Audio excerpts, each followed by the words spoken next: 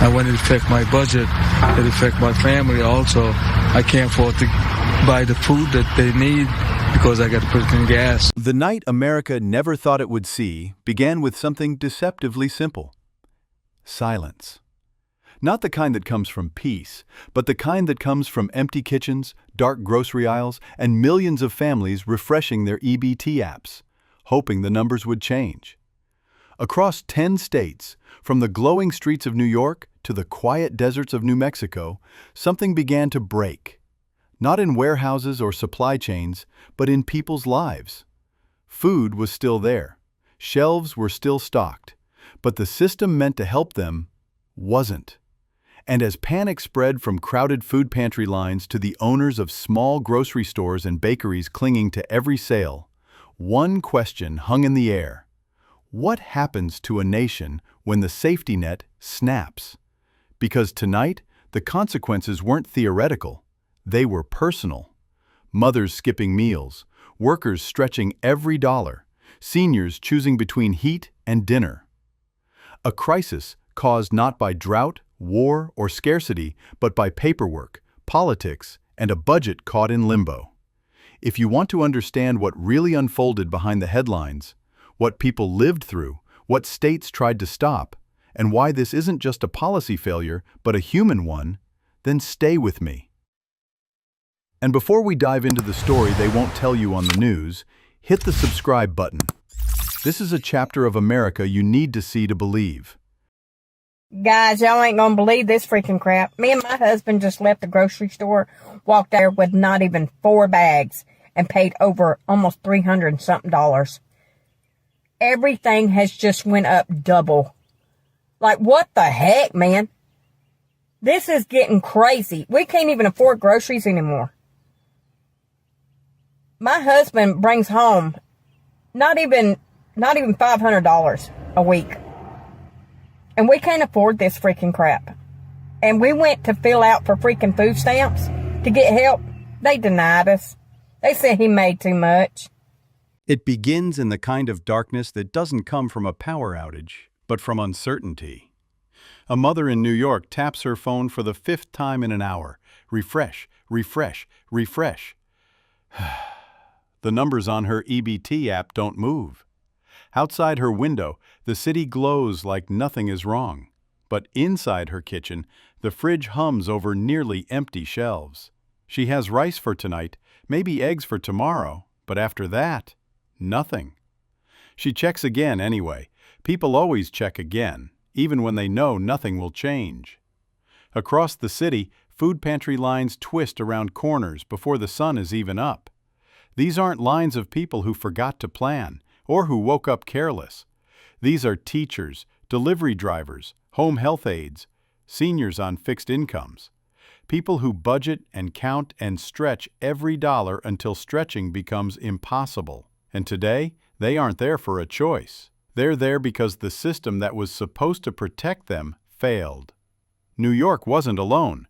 Down in Louisiana, a small grocery store owner runs his hand over the nearly full produce section. Bright tomatoes, fresh greens, ripe bananas. Everything looks perfect, except no one is buying. His regulars, the ones he sees every week, walk in with calculators in their hands, scanning prices like they're decoding a puzzle. Some and put items back. Others leave with a single bag instead of 3. He tries to smile, tries to reassure them that it'll pass, but he can already feel the impact. SNAP payments didn't hit, and his business is bleeding from a wound he never saw coming. Out in New Mexico, the desert wind pushes dust across quiet roads.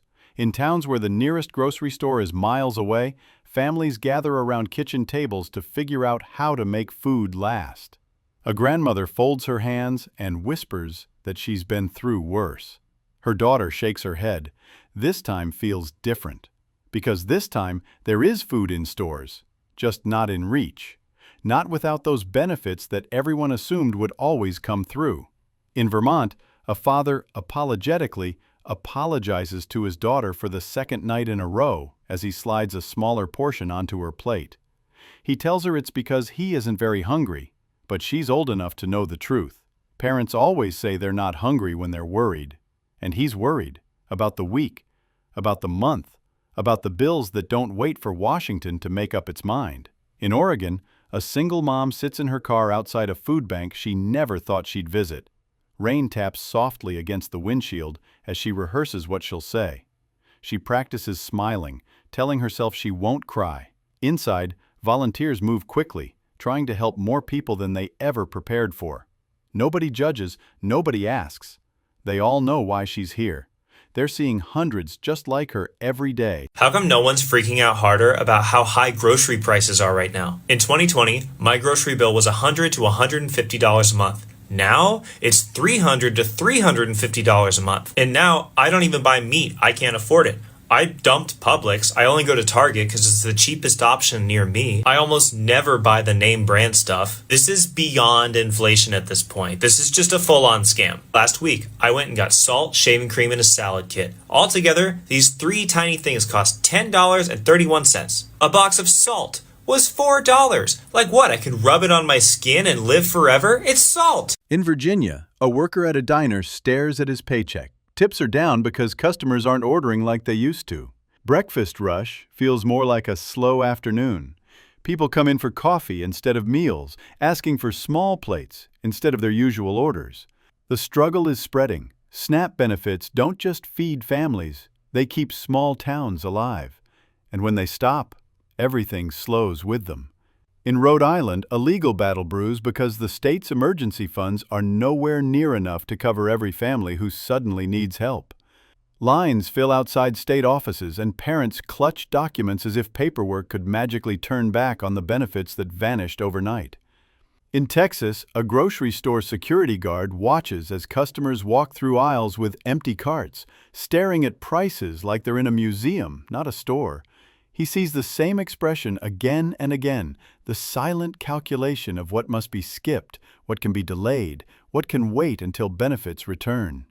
People stand in front of meat counters for minutes, staring, deciding, walking away. In Florida, where tourism makes everything look shiny from the outside, food banks signal red alerts. Demand spikes overnight. Families who spent years trying to climb out of poverty suddenly find themselves falling again because of something they didn't cause and couldn't control. Workers in beach towns finish long shifts only to go home and figure out how to stretch food until next week. Some skip meals so their kids don't have to. Some water down soup. Some pretend it's a diet. Across all 10 states, the pattern repeats. The fridge that gets quieter with each passing day, the grocery lists that shrink, the children who notice more than adults want them to. It's not a disaster caused by storms or fires or failing farms. Food is there, supplies are stable, trucks are delivering, stores are open. The crisis isn't in the fields or factories. The crisis is in a system that paused at the exact moment people needed it most.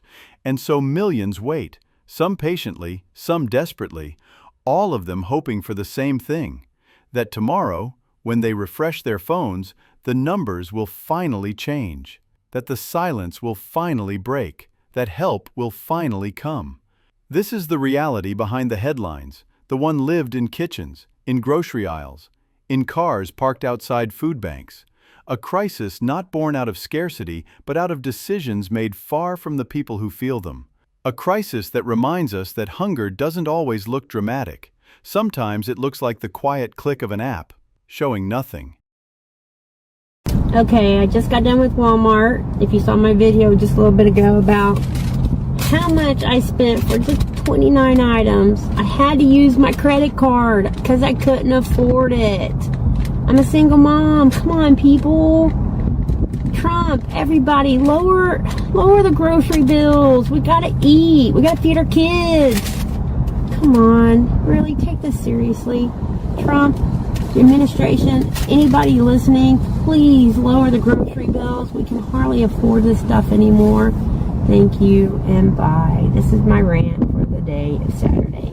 Bye. And if there's one thing this crisis makes painfully clear, it's that hunger in America isn't about empty farms or broken supply chains. It's about choices. Choices made in rooms far away from the people who pay the price.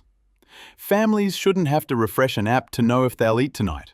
Grocery stores shouldn't fear losing customers because the system froze. Parents shouldn't have to pretend they're not hungry so their kids can have one more meal. Yet here we are, in a country overflowing with food, watching people struggle to reach it. Maybe that's the real story. Not just the chaos, not just the frustration, but the quiet truth that when essential systems fail, the burden never falls on those who caused it. It falls on those who can least afford it. And if this moment taught us anything, it's that stability isn't guaranteed. Not even for something as basic as the food on our tables. If you want to stay with me as we dig deeper into the stories that shape real people's lives, the ones behind the headlines, the ones most media never show, hit that subscribe button before you go. There's a lot more we need to talk about.